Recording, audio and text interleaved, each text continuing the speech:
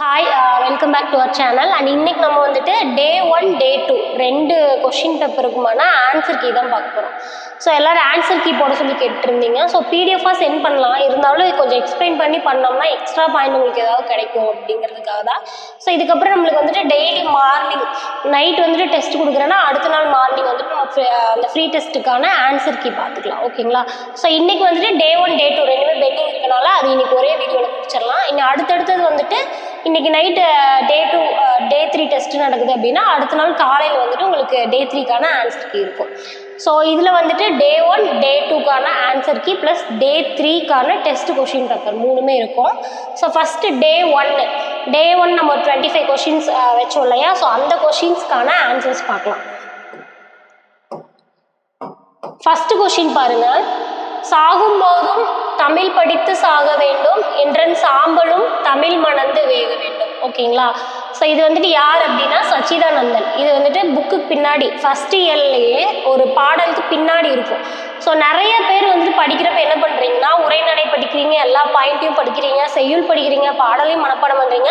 புக்குக்கு பின்னாடி சின்ன சின்ன எக்ஸசைஸ் மாதிரி புக் பேக்குன்னு நிறையா கொடுத்துருப்பாங்க.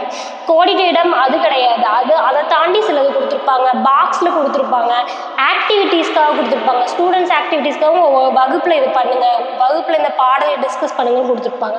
நம்ம என்ன நினைப்போம், ஜஸ்ட் ஆக்டிவிட்டி தானே அதையும் படிக்கணும்னு. அதை கொஞ்சம் மைன்யூட்டாக பார்த்தீங்கன்னா அதில் கூட இந்த மாதிரி குட்டி குட்டி இன்ஃபர்மேஷன் நம்மளுக்கு கிடைக்கும். ஸோ இது வந்துட்டு புக் பேக். அதே மாதிரி நாடும் மொழியும் நமதிரு கண்கள் அப்படின்னு ஒரு இது இருக்கும். அதுவும் வந்துட்டு லெசன் எடுத்தோம் அப்படின்னா அதுக்கு மேலே ஒரு பாக்ஸ் மாதிரி இருக்கும். ஸோ இப்படி லெசன் போகுது அப்படின்னா இங்கே வந்துட்டு ஒரு பாக்ஸ் இருக்கும், இங்கே லெசன் நேம் இருக்கும். நான் சும்மா உடனே எழுதுகிறேன். இங்கே லெசன் நேம் இருக்கும். அந்த லெசனை பற்றி ஒரு முகவுரை மாதிரி கொடுத்துருப்பாங்க. இதையே யாருமே படிக்கிறது இல்லை, டைரெக்டாக இதை படிக்க ஆரம்பிச்சிடுவீங்க. ஸோ இந்த முகவுரையும் இம்பார்ட்டண்ட். இதுலேயும் 1-2 பாயிண்ட் வந்துட்டு இம்பார்ட்டன்ட் பாயிண்ட் இருக்க வாய்ப்பு இருக்குது. இந்த நாடும் மொழியும் நமதிரு கண்கள் அப்படின்னு பாரதியார் சொல்லியிருப்பார் அப்படிங்கிறத இந்த முகவுரையில் தான் உங்களுக்கு கொடுத்துருப்பாங்க. ஸோ இதை நிறைய பேர் கவனிக்காமல் புக்லேயே இல்லை அப்படிம்போம். ஸோ இந்த மாதிரி இடத்துல தான் தமிழில் நிறைய பேருக்கு மார்க் போகுது. ஸோ இதெல்லாம் கொஞ்சம் நோட் பண்ணி படிச்சுக்கோங்க. அடுத்தது பாருங்க, பின்வருவனவற்றில் எது தவறான கூற்று அப்படின்னு கேட்டிருக்காங்க. ஸோ ஃபர்ஸ்ட் ஆப்ஷன் என்னது? கவையின் பிரிவு கொம்பு, கொம்பின் பிரிவு சினை, குச்சியின் பிரிவு இனுக்கு, போத்தின் பிரிவு குச்சு. இந்த மாதிரி இருக்குனாலே நமக்கு கன்ஃபியூஸ் ஆயிரும். கவை கொம்பு குச்சின்னு கன்ஃபியூஸ் ஆகிருக்கு. ஸோ இது ஈஸியாக படிக்கிறது என்ன அப்படின்னா நான் சொன்ன ஆர்டரில் அப்படியே படிச்சுக்கோங்க. ஃபஸ்ட்டு வந்துட்டு கவை, அடுத்தது கொம்பு, அடுத்தது கவை கொம்பு கொப்பு, கொம்பு அப்படி இல்லைன்னா கொப்பு. ஓகேங்களா? அடுத்தது கிளை, அடுத்தது சினை. கவை கொம்பு கொப்பு கிளை சினை போத்து, போத்து குச்சி இனுக்கு. ஓகேங்களா? ஸோ இந்த ஆர்டர் அப்படியே மனப்பாடம் பண்ணிக்கோ. கவை கொம்பு கொப்பு, கொம்பு கொப்புனா இங்கே தான் கொப்பு வரும். ஓகேங்களா? கவை கொம்பு கொப்பு கிளை சினை போத்து குச்சி இனுக்கு. ஓகேங்களா? ஸோ இதில் பாருங்க, கவையோட பிரிவு கொம்பு. கவைங்கிறது என்னன்னா மரத்தோட ஃபர்ஸ்ட் பார்ட்டு. இப்போ மரம் வந்துட்டு இப்படி ஒரு மரம் இருக்கு அப்படின்னா இந்த பார்ட் வந்துட்டு கவை. ஓகேங்களா? ஸோ இந்த மரத்துலேருந்து ஒரு பிரான்ச் ஃபஸ்ட்டு எடுத்தோடனே ஒரு பிரான்ச் ஸ்டார்ட் ஆகுது இல்லையா? இப்படி ரெண்டாக பிரியுது இல்லையா இந்த பிரான்ச்சு. ஸோ இதுதான் வந்துட்டு கொம்பு, இது வந்துட்டு கொம்பு. இதுலேருந்து ஒரு கிளை ஸ்டார்ட் ஆகும், அதுதான் வந்துட்டு என்னது? கிளை. இந்த கிளை இனி ஒரு கிளை ஸ்டார்ட் ஆகும், அது சினை. ஓகேங்களா? இந்த சினையில் ஒரு குட்டி கிளை இருக்கும், அது போத்து. அந்த போத்தில் ஒரு குச்சி குச்சியாக வரும். ஏன்னா நம்ம மரத்தை கவனிச்சா தெரியும் உங்களுக்கு, மேலே மேலே போக போக கிளையிலேயே குட்டி கிளை வந்துட்டு குச்சியாக இருக்கும், அதாவது நம்ம குச்சின்னு சொல்லுவோம். அந்த குச்சியில் இனுக்கு இருக்கும். இப்போ வேப்பந்தலை கருவேப்பிலை அதெல்லாம் பார்த்தீங்கன்னா இனுக்கு பொறிச்சிட்டு வா அப்படிம்பாங்க. அப்படின்னா என்ன அர்த்தம்? ஒரு குச்சியில் சுற்றி சுற்றி இப்படி இலை இருக்கும், நிறைய இலை இருக்கும், இப்படி இருக்கும். ஸோ இது என்னது? இந்த பாட்டு தான் இனுக்கு. ஸோ சொல்லுவாங்க இல்லையா, வேப்ப இனுக்கு, கருவேப்பிலையில் வந்து இனுக்காக போடணும் அப்படிம்பாங்க.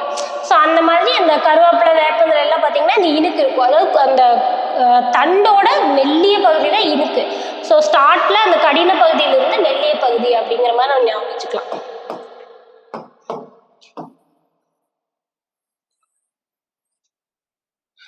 ஸோ இப்போ இதை வச்சு ஆன்சர் போட்டு பார்க்கலாமா? என்ன வரும்? கவையின் பிரிவு கொம்பு அப்படிங்கிறது கரெக்டா? கவைக்கு அடுத்தது கொம்பு தானே வருது. ஸோ இது கரெக்ட். அடுத்தது என்ன இருக்கு? பின்வருவற்றில் தவறான கூற்றுன்னு கேட்டிருக்காங்க. இது கரெக்டுன்னு சொல்லி இதை ஷேட் பண்ணிடக்கூடாது. அடுத்தது கொம்பின் பிரிவு சினைன்னு கொடுத்துருக்காங்க. கொம்புக்கு அப்புறம் என்ன வரும்? கிளை தான் வரும். சினையா வரும்? வராது. ஸோ அப்போ இதுதான் ஆன்சர். இதுதான் தப்பா இருக்கு. பேலன்ஸ் ரெண்டையும் செக் பண்ணிடலாம். குச்சியின் பிரிவு இணுக்குன்னு கொடுத்துருக்காங்க. ஸோ குச்சிக்கு பின்னாடி நான் என்ன சொன்னேன்? இணுக்கு தானே சொன்னேன். ஸோ அதுவும் கரெக்ட். அடுத்தது போத்தின் பிரிவு குச்சி, அதுவும் கரெக்ட். போத்துக்கு அப்புறம் குச்சி இணுக்கு அப்படின்னு வரும். ஓகேங்களா? ஸோ அடுத்தது பாருங்க, பொறுத்துக. முகநிலவில் வியர்வை முத்துக்கள் துளிர்த்தன அப்படின்னு இருக்கு. ஸோ இதுக்கு என்ன ஆன்சர் அப்படின்னா உருவகம். ஓகேங்களா? ஸோ இதுக்கு என்ன ஆன்சர்னா உருவகம். எப்படி அப்படின்னா முகநிலவில் வியர்வை, முகநிலவு நிலவு போன்ற முகம் அப்படின்னா அது உவமை. இதுல என்ன சொல்லியிருக்காங்க? முகத்தை நிலவுக்கு கம்பேர் பண்ணி சொல்லியிருக்காங்க. நிலவு கூட ஒப்புமைப்படுத்தி சொல்லியிருக்காங்க. இதுவே முகநிலவு அப்படின்னா ஃபர்ஸ்ட் என்ன வருது? உவமேயம் தான் வருது. உவமேயம் அதுக்கப்புறம் உவமை வரும். உவமேயம் வருதுன்னா உவமை. ஸோ உவமேயம், இந்த முகம் இருக்கு இல்லையா, முகத்தையே நிலவுன்னு சொல்லிட்டாங்க. இங்க முகம் நிலவு மாதிரி இருக்குன்னு சொன்னா அது உவமை.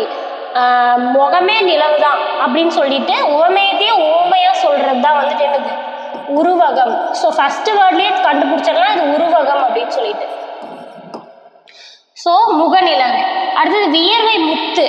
வியர்வை முத்து முத்தா இருக்குன்னு சொல்லல, வியர்வையே முத்து தான் அப்படின்னு சொல்றாங்க. ஓகேங்களா? ஸோ வியர்வை முத்து போல இருக்கு அப்படின்னு சொல்லாம வியர்வையே முத்து தான் அப்படின்னு சொல்றாங்க. ஸோ இது மாதிரி இருக்கு அப்படின்னா எனக்கு உருவகம். So first 2. அடுத்தது எடுத்துக்காட்டு ஊமை அணியை உரைநடையில் பயன்படுத்துவது. எடுத்துக்காட்டு ஊமை அணி அப்படின்னா என்ன அர்த்தம்? திருக்குறள்ல பார்த்துருப்போம் இல்லையா? ஸோ ஒரு எக்ஸாம்பிள் சொல்லி போல, புறைய, ஒப்ப அந்த மாதிரி ஊமை உறுப்பு வராம அதோட பொருள் இருக்கும். ஸோ அதுதான் எடுத்துக்காட்டு ஊமை அணி. அதை உரைநடையில் பயன்படுத்துறதுக்கு பேர் இணை ஒப்பு. ஓகேங்களா? ஸோ என்னது? இணை ஒப்பு. அடுத்தது பாருங்க, கலப்பில்லாத பொய். கலப்பு இல்லாத பொய். இது எப்படி இருக்கு? கலப்பில்லாத அப்படின்னா அர்த்தம் உண்மைதான், கலப்பில்லாம உண்மை சொல்லுங்க அப்படிம்போம். இங்க கலப்பில்லாதங்கிறது ஒரு இது, பொய்ங்கிறது அப்படியே ஆப்போசிட்டா இருக்கு. ஸோ முரணா இருக்கு. ஸோ ஆன்சர் என்னது? முரண். அக்ரிணை பொருள்களையும் உயர்திணையாக கருதி கற்பனை செய்து எழுதுவது. ஓகேங்களா? ஸோ அக்ரிணை பொருள்களையும் உயர்திணையாக கருதி கற்பனை செய்வது. அக்ரிணைனா என்ன? உயிரில்லாத பொருட்கள். ஸோ அது எல்லாத்தையும் உயிரில்லாத பொருட்களை உயர்திணையா எழுதுவது. உயர்திணையா கற்பனை செய்து எழுதுவது என்னது? இணை ஒப்பு.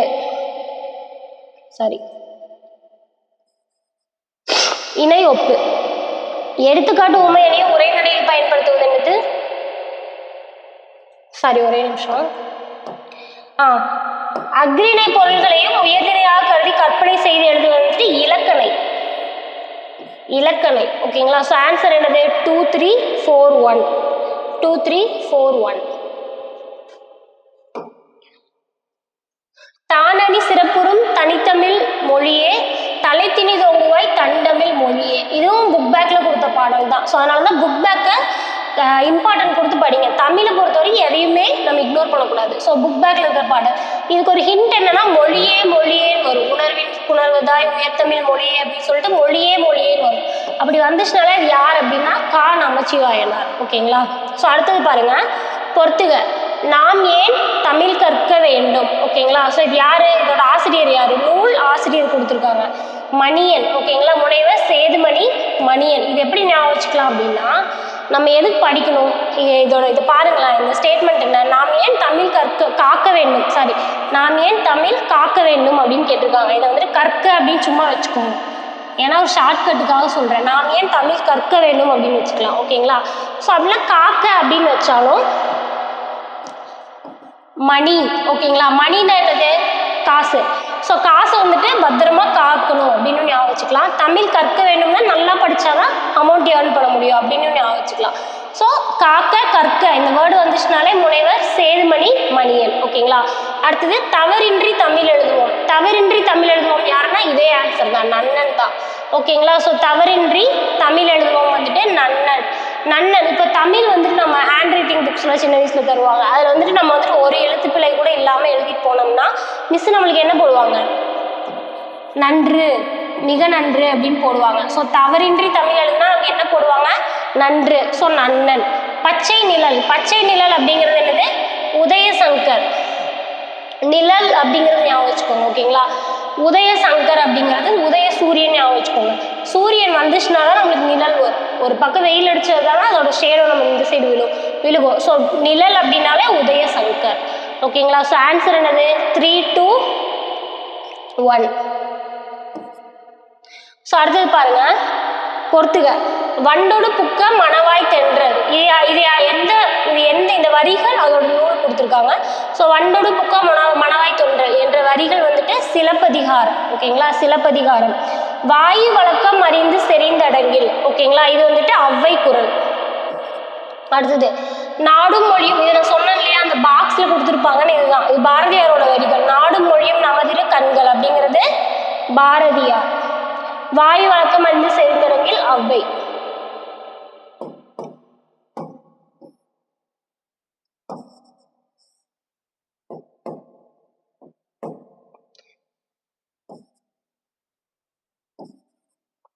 நளியிரு முன்னீர் நாவாய் ஓட்டி வழி தொழில் ஆண்ட உறவோன் மருக. இது என்னது, புறநானூறு. ஓகேங்களா. இதோட ஆசிரியர் வந்துட்டு வெண்ணி குயத்தியார்.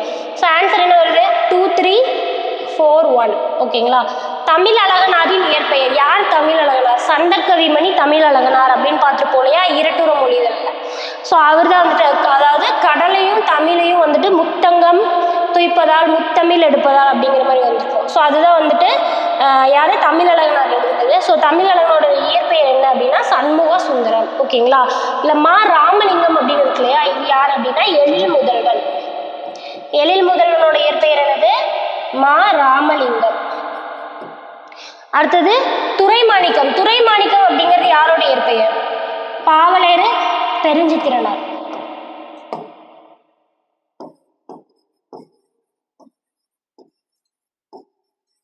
பாவலேறு பெருஞ்சித்திரனார். ஓகேங்களா. அடுத்தது மாவும் பலாவும் சூழெடுத்து ஓங்கிய தென்னவன் சிறுமலை திகழ்ந்து தோன்றும் என்ற வரிகளில் சிறுமலை என்ற சொல். ஓகேங்களா. சிறுமலை என்ற சொல் எந்த ஊரில் உள்ளது அப்படின்னு கேட்டிருக்காங்க. ஸோ இது ஒரு ஷார்ட்கட். இதுவும் புக் பேக்கில் தான் இருக்கும். புக் பேக்கில் லாஸ்ட்டில் ஒரு ஏழு பின்னாடியுமே ஒரு குட்டி குட்டி பாக்ஸ் மாதிரி போட்டு இந்த பாடல் கொடுப்பாங்க. பாடலில் இந்த ஊர் வந்துட்டு எந்த மாவட்டத்தில் இருக்குது அப்படிங்கிறத கொடுத்துருப்பாங்க. ஓகேங்களா. ஸோ இதில் ஷார்ட்கட் மாதிரி ஞாபகம் வச்சுக்கலாம் அப்படின்னா சிறுமலை அப்படின்னு இருக்கா, இதில் மலை எடுத்துக்கோங்க. ஓகேங்களா. இங்கே பாருங்கள், கல் மலை இதெல்லாம் ஒரே டேர்ம் தானே. ஸோ மலையில என்ன இருக்கும், கல் தான் இருக்கும். பெரிய கல் தான் பாறை, பாறை இருக்கிறதா மலை. ஸோ சிறுமலை அப்படின்னா திண்டுக்கல். ஓகேங்களா. இந்திய மொழிகளிலேயே மேலை நாட்டு எழுத்துருவில் முதலில் அச்சேரிய மொழி எது? ஓகேங்களா. மேலை நாட்டு எழுத்து உருவு, அதாவது தமிழ் உருவத்தில் அச்சேராம மேலை நாட்டு எழுத்து அவங்க எழுதுவாங்க இங்கிலீஷ்னா இங்கிலீஷ்ல. ஸோ அந்த மாதிரி அச்சேரிய முதல் மொழி எது அப்படின்னா தமிழ். ஓகேங்களா. ஸோ தமிழ் மொழி தான் வந்துட்டு மேலை நாட்டு எழுத்துருவில் அச்சேரி இருக்காது. என்ன புக் அப்படின்னா வந்துட்டு கார்த்திலா டி லிங்குவா தமிழே போர்ச்சுகீசியஸ் அப்படின்னு வரும். ஓகேங்களா. ஸோ அதுலேயே வார்த்தை இருக்கும் போர்ச்சுகீசியஸ் அப்படின்னு சொல்லிட்டு. ஸோ அப்போ தெரிஞ்சுக்கலாம், போர்ச்சுகீசியஸ் லாங்குவேஜ் இருக்கு இல்லையா, அந்த லாங்குவேஜோட உருவத்தில் தமிழை வந்துட்டு அச்சேர்த்திருப்பாங்க. அடுத்தது தென்னையில் கெட்டக்காய் எது? தென்னை அப்படிங்கிறது எப்படி இருக்கும், எல்லா மரமும் பாருங்கள் நல்லா அகலமாக இருக்கும், பெருசாக இருக்கும், கிளையாக இருக்கும். இருக்கிற தென்னை பனை மரம் மட்டும் ஒல்லியாக நீளமாக இருக்கும். ஸோ தென்னையில் கெட்டக்காய் ஒல்லிக்காய். ஓகேங்களா. ஸோ அல்லிக்காய் தேரைக்காய் அப்படிங்கிறது ரெண்டுமே வந்துட்டு தேரை அமர்ந்ததினால் கெட்டக்காய். ஸோ அடுத்தது மலையும் புயலும் என்ற நூலில் குறிப்பிடப்படும் இலக்கண வகை என்ன? ஃபர்ஸ்ட் இந்த மலையும் புயலும் என்ற நூல் என்ன, ஒரே நிமிஷம். மலையும் புயலும் என்ற நூலில் குறிப்பிடப்படும் இலக்கண வகை என்ன? ஸோ அப்போ அதுக்கு வந்து மலையும் புயலும் அப்படிங்கிறது என்ன, அந்த நூலில் என்ன வரிகள் இருக்குன்னு தெரிஞ்சாதான் அது என்ன இலக்கணம் அப்படிங்கிறது தெரியும். ஸோ மலையும் புயலும் அப்படிங்கிறது வே. ராமசாமி எழுதியிருப்பாங்க. அதில் இருக்கிற வரிகளை நம்ம தெரிஞ்சுக்கிட்டோம் அப்படின்னா இலக்கணம் என்ன அப்படின்னு தெரிஞ்சுக்கலாம். ஸோ இது என்ன வரிகள் இருக்கும் அப்படின்னா வந்துட்டு புரோகிதருக்காக அமாவாசை காத்திருக்காது அப்படின்னு ஒரு லைன் இருக்கும். ஓகேங்களா, அதுதான் வந்துட்டு ஊமையாக கொடுத்துருப்பாங்க.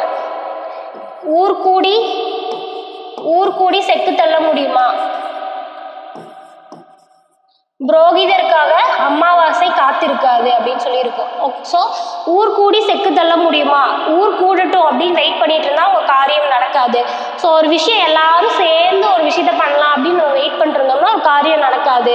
அதுக்கு எக்ஸாம்பிள் என்னன்னா அமாவாசை வந்துட்டு புரோகிதருக்காக வெயிட் பண்ணாது அப்படிங்கறது எக்ஸாம்பிளா கொடுத்துருப்பாங்க. ஸோ இப்போ இதுல இருந்து என்ன தெரியுது, ஒரு எக்ஸாம்பிளை கொடுத்துருக்காங்க. நான் ஆல்ரெடி சொன்னா எடுத்துக்காட்டு உண்மையினா என்னது, எக்ஸாம்பிள் கொடுத்துருப்பாங்க, அதுக்கு ஒரு கான்செப்ட் சொல்லுவாங்க, அந்த கான்செப்டுக்கு ஒரு எக்ஸாம்பிள் கொடுப்பாங்க, அதுதான் எடுத்துக்காட்டு. ஸோ எடுத்துக்காட்டு உண்மையணி. ஸோ எடுத்துக்காட்டு உண்மையணியை உரைநடையில் பயன்படுத்துவது என்னது, இலக்கணை, இணை ஒப்பு. ஸோ அக்ரிணை பொருளை உயர்த்திணையா சொல்றதா வந்துட்டு இலக்கணை. எடுத்துக்காட்டு உண்மையணியை உரைநடையில் பயன்படுத்துவது இணை ஒப்பு. ஒப்பு வார்த்தையிலே இருக்கு பாருங்க, ஒப்புனா என்ன, உவமை. அடுத்தது காலையிலேயே மாலையும் வந்து விட்டது, இது யாருடைய வரிகள், கீவா ஜெகநாதன். ஓகேங்களா. அடுத்தது குழுகுழுத்த பழம். குழுகுழுத்த பழம் நம்ம என்னன்னு சொல்லுவோம், அலியல் அப்படின்னு சொல்லுவோம். ஓகேங்களா. இதுவே குழுகுழுத்து நாரிய பழம், குழுகுழுத்து நாரிய பழம் அப்படின்னா அழுகல் வரும். ஓகேங்களா. ஸோ ஆன்சர் வந்துட்டு பி. அடுத்தது பாருங்க பொறுத்துக, அதாவது ஒரு பயிரோட இலசா இருக்கிறப்ப இது என்ன பேரு அப்படிங்கிறது கொடுத்துருக்காங்க. ஸோ எல்ல வந்துட்டு பிஞ்சா இருக்கு அப்படின்னா கவ்வை அப்படின்னு சொல்லுவாங்க. ஓகேங்களா. எல் பிஞ்சு என்னது, கவ்வை. இளம் நெல் என்ன சொல்லுவாங்க, கருக்கல். ஓகேங்களா. இளம் பாக்கு, நுழாய். இளம் வாழைனாலே வாழை கச்சல், பலா முசு, மாவடு அப்படின்னு சொல்லுவாங்க. ஸோ வாழை கச்சல். ஸோ ஆன்சர் என்னது 3142. ஓகேங்களா. அடுத்தது உலகில் மொழிக்காக மாநாடு நடத்திய முதல் நாடு எது, உலகில் மொழிக்காக மாநாடு நடத்திய முதல் நாடு மலேசியா. அம்மாநாட்டுக்குரிய மொழி தமிழ். ஓகேங்களா. இது சொன்னது யாரு, அப்பாத்துரையார். ஓகேங்களா. ஸோ அப்பாத்துரையார். பின்வருவனவற்றில் எது தவறான கூற்று, இந்திய அரசியல் நிர்ணய சபை தொடங்கப்பட்ட நாள் டிசம்பர் 7, அது கரெக்டா, கரெக்ட். ஸோ இதெல்லாம் வந்துட்டு புக்கில் இல்லைன்னாலும் நீங்கள் நோட் பண்ணலாம், நோட் பண்ணிக்கோங்க. இந்திய அரசியலமைப்பு நிர்ணய சபை வந்துட்டு தொடங்கப்பட்டது 1946 டிசம்பர் 7. இந்திய அரசியல் நிர்ணய சபையின் முதல் கூட்டம் எப்போ நடந்துச்சு அப்படின்னா வந்துட்டு டிசம்பர் 9. ஓகேங்களா. இந்திய அரசியலமைப்பு சபையின் முதல் கூட்டம் நடைபெற்றது டிசம்பர் 9. அடுத்தது ராஜேந்திர பிரசாத் வந்துட்டு இந்திய அமைப்போட செகண்ட் தலைவராக, தற்காலிக தலைவராக தான் வருவார். அதுக்கு முன்னாடி வந்துட்டு சச்சிதானந்த சின்ஹா இருப்பாங்க. ஓகேங்களா. ஸோ ராஜேந்திர பிரசாத் தலைவரான டேட் வந்துட்டு டிசம்பர் 10 கிடையாது, டிசம்பர் 11. ஸோ இதுதான் வந்துட்டு தவறான கூற்று. ஓகேங்களா. அடுத்தது இந்திய அரசியலமைப்பு ஏற்றுக்கொள்ளப்பட்டது எப்போ, நவம்பர் 26 தான் ஏற்றுக்குவாங்க. அதுக்கு அடுத்த வருஷம் ஜனவரி 26 தான் நடைமுறைப்படுத்தப்பட்டது. 1950 ஜனவரி 26 நடைமுறை. ஆனால் ஏற்றுக்கொள்ளப்பட்டது நவம்பர் 26. ஸோ வேர்டிங்ஸை கரெக்டாக பார்த்து ஆன்சர் பண்ணணும். ஓகேங்களா. ஸோ ஆன்சர் வந்துட்டு ஆப்ஷன் சி. அடுத்தது பாருங்க, இந்திய அரசியலமைப்பு உருவாக்கப்பட்ட போது எத்தனை பாகம் அட்டவணை சட்டப்பிரிவு இருந்துச்சு அப்படின்னு. ஸோ பாகங்கள் எவ்வளோ இருந்துச்சு அப்படின்னா 22 பாகம். ஓகேங்களா. 22 பாகம். அடுத்தது அட்டவணை வந்துட்டு 8 இருந்துச்சு. ஸோ இதுதான் ஆன்சர். சட்டப்பிரிவு வந்துட்டு 395. ஸோ ஆன்சர் என்னது 321. அடுத்தது வரிசைப்படுத்துக அப்படின்னு கொடுத்துருக்காங்க. என்ன கொடுத்துருக்காங்க, சமத்துவம், ஜனநாயகம், சமய சார்பற்ற இறையாண்மை, குடியரசு. இது என்ன அப்படின்னா முகவுரையில், இந்த இந்திய அரசியலமைப்பு ஸ்டார்ட் பண்ணுறப்ப முகவுரையில் ஒரு ஸ்டேட்மெண்ட் இருக்கும் இந்தியாவை பற்றி. இதுதான். ஸோ இந்த ஸ்டேட்மெண்ட் என்ன அப்படின்னா, இந்தியா இறையாண்மை மிக்க, சமத்துவ, சமய சார்பற்ற, ஜனநாயக குடியரசு. ஸோ இதில் வந்துட்டு சில வேர்ட்ஸ் வந்துட்டு மாற்றி கொடுப்பாங்க, பட் மீனிங் தெரிஞ்சிருச்சு அப்படின்னா நம்ம போட்டுக்கலாம். ஜனநாயகம் அப்படிங்கிறத மக்களாட்சி குடியரசு அப்படின்னு கொடுப்பாங்க. ஜனநாயகம்னாலும் மக்களாட்சினாலும் ஒன்று தானே. ஜனங்கள் அப்படின்னாலே என்னது, மக்கள் தான். ஸோ அந்த மாதிரி சில வேர்ட்ஸை மட்டும் மாற்றி கொடுப்பாங்க, அதை மட்டும் பார்த்துக்கோங்க. பட் இந்த ஸ்டேட்மெண்ட்டை நல்லா மனப்பாடம் பண்ணிக்கோங்க, ரிப்பீட்டடாக கேட்குற கொஸ்டின் இது. இந்தியா இறையாண்மை மிக்க, சமத்துவ, சமய சார்பற்ற, ஜனநாயக குடியரசு. ஸோ ஆன்சர் என்ன வருது? ஃபஸ்ட்டு இறையாண்மை. ஓகேங்களா? ஸோ அப்போ இறையாண்மை தான் 4. ஸோ எல்லாத்துலேயுமே 4 இருக்குது. அடுத்தது என்னது? சமத்துவம். சமத்துவம் 4க்கு அப்புறம் 1 எதில் இருக்குது? பியில் இருக்குது, சியில் இருக்குது. ஸோ சமத்துவம். அடுத்தது சமய சார்பற்ற. 1க்கு அப்புறம் என்ன இருக்குது? 3 சமய சார்பற்ற. அடுத்தது ஜனநாயக குடியரசு. ஸோ அடுத்தது பாருங்க. ஸோ ஆப்ஷன் டி, இந்திய குடியுரிமை சட்டம் எத்தனை முறை திருத்தப்பட்டுள்ளது? ஸோ இந்திய குடியுரிமை சட்டம் வந்துட்டு போடப்பட்டது 1955. அதுக்கப்புறம் அதை வந்துட்டு திருத்தியிருக்காங்க. ஸோ எத்தனை முறை அப்படின்னா வந்துட்டு ஆப்ஷன் சி 8 முறை. ஓகேங்களா? 8 முறை திருத்தப்பட்டுள்ளது. ஸோ அடுத்தது பாருங்க, பின்வருவனவற்றில் எது தவறான கூற்று அப்படின்னு கேட்டிருக்காங்க. ஸோ ஃபர்ஸ்ட் பாருங்க, சட்டப்பிரிவு 16. ஓகேங்களா? ஆர்டிகிள் 16. ஆர்டிகிள் 16 என்னது? 16 தீண்டாண்மையா? சம வேலை வாய்ப்பு. ஸோ இதெல்லாம் இது புக்கில் கொடுத்துருக்கிற அடிப்படை உரிமை கொண்டு எல்லா ஆர்டிகிளும் லைனாக கொடுத்துருப்பாங்க. தயவு செஞ்சு அதை மனப்பாடம் பண்ணிடுங்க. 17 வந்துட்டு என்னது? தீண்டாமை. அடுத்தது சட்டப்பிரிவு 23. ஸோ இப்போ இது வந்துட்டு தப்பு ஏ. அடுத்து பி பாருங்க, சட்டப்பிரிவு 23 சுரங்கங்களில் குழந்தை தொழிலாளர் ஒழிப்பு. சுரங்கங்களில் குழந்தை தொழிலாளர் ஒழிப்பு வந்துட்டு ஆர்டிகிள் 24. அப்போ 23 என்னது அப்படின்னா கொத்தடிமை. கொத்தடிமை ஒழிப்பு முறை, கொத்தடிமை தொழிலாளர் ஒழிப்பு முறை, அதுதான் வந்துட்டு என்னது? ஆர்டிகிள் 23. ஸோ இதுவும் தப்பு. அடுத்தது பாருங்க, சட்டப்பிரிவு 29 சிறுபான்மையினர் கல்வி நிறுவனம் நிறுவ. ஸோ இது நிறைய பேர் கன்ஃபியூஸ் ஆகிருப்பீங்க. ஸோ 29, 30 ரெண்டுமே சிறுபான்மையினர் பற்றி தான். பட் 29 வந்துட்டு சிறுபான்மையினர் அவங்களோட மதம் கல்விக்கான உரிமை தான், அதுதான் வந்துட்டு 29. ஸோ ஆர்டிகிள் 30 தான் வந்துட்டு அவங்க கல்வி நிறுவனம் நிறுவுவதற்கான உரிமை வந்துட்டு 30. 29 வந்துட்டு அவங்களோட கல்வி மதத்துக்கான பாதுகாப்பு தான் வந்து கல்வி கலாச்சார பாதுகாப்பு தான் ஆர்டிகிள் 29. ஓகேங்களா? ஸோ 29, 30 பிரித்து படிச்சுக்கோங்க. என்ன அதில் குட்டி வேர்டு தான் என்ன சொல்கிறது டிஃப்ரெண்ட் இருக்கும், அந்த கீவேர்டை நோட் பண்ணி படிச்சுக்கோங்க. அடுத்தது ஸோ இதுவும் தப்பு. ஸோ ஆன்சர் என்னது? ஆப்ஷன் டி சரத்து 26 வந்துட்டு மதத்தை நிர்வகிக்கும் உரிமை. சரத்து 25 இருக்கும் சமய உரிமை அப்படின்னு சொல்லிட்டு. ஸோ 25 வந்துட்டு மதத்தை ஃபாலோ பண்ணுறதுக்கு, அடுத்தது நிர்வகிக்க, அதுக்கடுத்தது பரப்ப, அதுக்கப்புறம் கல்வி நிறுவன அப்படின்னு சொல்லிட்டு லைனாக வரும். ஸோ சரத்து 26 மதத்தை நிர்வகிக்க உரிமை, இதுதான் வந்துட்டு ஆன்சர். ஓகேங்களா? இதில் ஏதாவது நான் சொல்கிறதுல உங்களுக்கு தெரியாத பாயிண்ட் இருக்குது அப்படின்னா நோட் பண்ணி வச்சுக்கோங்க. சொத்துரிமை அடிப்படை உரிமையிலிருந்து நீக்கிய சட்ட திருத்தம் எப்போ? ஓகேங்களா? சொத்துரிமை வந்துட்டு ஆர்டிகிள் 31 இருந்துச்சு. இதுக்கு முன்னாடி ஆர்டிகிள் 31 சொத்துரிமை இருந்துச்சு. ஸோ இதை வந்துட்டு அடிப்படை உரிமையிலிருந்து நீக்கி சட்ட உரிமையாக மாற்றிருக்காங்க. ஓகேங்களா? சட்ட உரிமையாக மாற்றி பகுதி 12ல் 300A சரத்து 300A வச்சிருக்காங்க. அது எத்தனாவது சட்ட திருத்தத்தின் படினா 44வது சட்ட திருத்தத்தின் படி. ஓகேங்களா? 1978 44வது சட்ட திருத்தத்தின் படி தான் வந்துட்டு மொராஜி தேசாய் டைம்ல மாத்திருப்பாங்க. ஸோ 44வது சட்ட திருத்தத்தின் படி தான் வந்துட்டு அடிப்படை உரிமை சொத்துரிமையை அடிப்படை உரிமையை நீக்கி சட்ட உரிமையா பண்ணியிருக்காங்க. ஓகேங்களா? ஸோ அடுத்தது புதுமையான சிறப்பம்சம் என அம்பேத்கர் எதை குறிப்பிடுகிறார் அப்படின்னு கேட்டிருக்காங்க. ஸோ புதுமையான சிறப்பம்சம் அப்படின்னு சொல்றது அரசு நெறிமுறை கோட்பாடு. ஓகேங்களா? ஸோ அரசு நெறிமுறை கோட்பாடு அப்படின்னா என்னன்னா ஒரு அரசு இப்படிதான் இருக்கணும் அப்படிங்கிறதும் அந்த கடமையை பற்றி. ஸோ இது வந்துட்டு நீதிமன்றத்தாலேயோ சட்டத்தாலேயோ வந்துட்டு கம்பல் பண்ண முடியாது. ஸோ அதுதான் அரசு நெறிமுறை கோட்பாடு. அதுதான் புதுமையான சிறப்பம்சம் அப்படின்னு அம்பேத்கர் சொல்லியிருப்பார். ஓகேங்களா? இதயம் மற்றும் ஆன்மா அப்படின்னு சொல்லியிருப்பாங்க. அது எந்த பகுதி அப்படிங்கிறத கமெண்ட் பண்ணுங்க. ஸோ அடுத்தது பின்வருவனவற்றில் எது தவறான கூற்று? ஸோ எடுத்தோடனே தவறு கேட்டிருக்காங்களா சரியானது கேட்டிருக்காங்களாங்கிறதையும் நோட் பண்ணிக்கோங்க. ஸோ பாருங்க, அரசு நெறிமுறை கோட்பாடு. ஸோ அரசு நெறிமுறை கோட்பாடு எங்கேருந்து எடுத்திருக்காங்க? அயர்லாந்திலிருந்து தான், அது கரெக்ட். ஓகேங்களா? சட்ட திருத்தம் எங்கேருந்து எடுத்திருக்காங்க? சட்ட திருத்தம் பகுதி 18 எங்கேருந்து எடுத்திருக்காங்க அப்படின்னா தென் அமெரிக்கா கிடையாது, தென் ஆப்பிரிக்கா.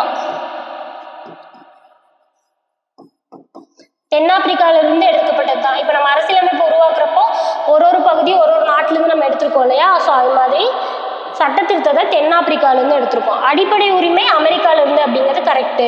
அடிப்படை கடமை ரஷ்யாங்கிறதும் கரெக்டு. ஸோ ஆன்சர் என்ன அப்படின்னா ஆப்ஷன் பி. ஸோ அடுத்தது பார்க்கலாம். பின்வருவனவற்றில் எது 42வது சட்ட திருத்தத்தின்படி மாநில பட்டியலிருந்து பொது பட்டியலுக்கு மாற்றப்பட்ட துறை அப்படின்னு கேட்டிருக்காங்க. ஓகேங்களா. ஸோ மாநில பட்டியலிருந்து பொது பட்டியலுக்கு மொத்தமாக வந்துட்டு 5 துறையை வந்துட்டு மாற்றிருப்பாங்க. 42வது சட்ட திருத்தத்தின்படி 5 துறை மாற்றிருப்பாங்க. இந்த 5 துறை தெரிஞ்சிச்சுனா தான் நம்மளுக்கு எது மாற்றலை அப்படிங்கிறது தெரியும். ஓகேங்களா. ஸோ அது எதெல்லாம் இருக்குது அப்படின்னா கல்வி மாற்றிருப்பாங்க, காடுகள் மாற்றிருப்பாங்க, அளவை மற்றும் எடை மாற்றிருப்பாங்க. இந்த உச்சநீதிமன்றம் உயர்நீதிமன்றம் போது நீங்கள் பார்த்துருப்பீங்க. ஆனால் என்ன கொடுத்துருப்பாங்கன்னா உச்சநீதிமன்றம் மற்றும் உயர்நீதிமன்றம் தவிர, ஸோ உச்சநீதிமன்றம் உயர்நீதிமன்ற நிர்வாகத்தை வந்துட்டு என்ன சொல்றது பொதுப்பட்டியலுக்கு மாற்றிருக்க மாட்டாங்க. உச்சநீதிமன்றம் உயர்நீதிமன்றம் தவிர மற்ற நீதிமன்றங்கள், கிளை நீதிமன்றம் இருக்கு இல்லையா, மாவட்ட நீதிமன்றம், அந்த மாதிரி நீதிமன்றத்தை தான் பொதுப்பட்டியலுக்கு மாற்றிருப்பாங்க. ஓகேங்களா. ஸோ அதுதான் ஆன்சர். அடுத்து அளவை எடை, கல்வி, காடுகள், அளவை எடை, உச்சநீதிமன்றம் மற்றும் உயர்நீதிமன்றம் தவிர பிற நீதிமன்றம், அது போக பறவை மற்றும் விலங்குகள். பறவை மற்றும் விலங்குகள் இந்த 5 துறையை தான் வந்துட்டு பொதுப்பட்டியலுக்கு மாற்றிருப்பாங்க. ஓகேங்களா. அடுத்து 8வது அட்டவணையில் மணிப்புரி என்ற மொழி எந்த ஆண்டு சேர்க்கப்பட்டது? ஸோ ஒரு மொழியும் எடுத்தோடனே 8வது அட்டவணையில் ஸ்டார்டிங்கில் வந்துட்டு நம்மளுக்கு 14 மொழி தான் இருக்கும். ஓகேங்களா. அது போக பின்னாடி ஒரு மொழியாக நமக்கு ஆட் பண்ணுவாங்க, ஒரு சட்ட திருத்தம் போட்டு. அது மாதிரி 8வது அட்டவணை மணிப்புரி அப்படிங்கிறத எப்போ ஆட் பண்ணாங்க அப்படின்னா 1992. ஓகேங்களா. ஸோ 1992ல் 71வது சட்ட திருத்தத்தின்படி என்னென்ன லாங்குவேஜ் ஆட் பண்ணியிருப்பாங்க அப்படின்னா மணிப்புரி, கொங்கணி, நேபாளி. தெரியாதவங்க நோட் பண்ணி வச்சுக்கோங்க. இதெல்லாம் ப்ரீவியஸ் இயர்ல கேட்ட கொஸ்டின்ஸ். ஓகேங்களா. ஸோ இந்த 3மே வந்துட்டு 71வது சட்டத்திட்டத்தின்படி 1992ல் மாற்றிருப்பாங்க. அடுத்தது அதே மாதிரி 2003. ஓகேங்களா. 2003 92வது சட்டத்திட்டத்தின்படி போட்டோ, டோங்க்ரி, மைத்லி, சாந்த்லி நோட் பண்ணிக்கோங்க. போட்டோ, டோங்க்ரி, மைத்லி, சாந்த்லி அப்படிங்கிற 4 மொழியை வந்துட்டு 8வது அட்டவணையில் ஆட் பண்ணியிருப்பாங்க. மைத்லி, சாந்தினின்னு நினைக்கிறேன். சாந்தினியான்னு தெரியல. ஓகேங்களா. ஸோ இந்த 4 மொழியும் 92வது சட்டத்திட்டத்தின்படி 2003ல் ஆட் பண்ணியிருப்பாங்க. ஸோ இந்த 25 கொஸ்டின் நிறைய பேர் வந்துட்டு கம்மி கொஸ்டின் கேட்குறீங்க அப்படின்னு சொல்லியிருந்தீங்க. ஸோ ஒரு கொஸ்டின்லையுமே இன்னும் எக்ஸ்ட்ரா 4 கொஸ்டின், ஒரு 25 அட்டன் பண்ணால் 50 கொஸ்டின் தெரிஞ்சுக்கிற மாதிரி தான் நான் ஆன்சர் கீ போடுறேன்.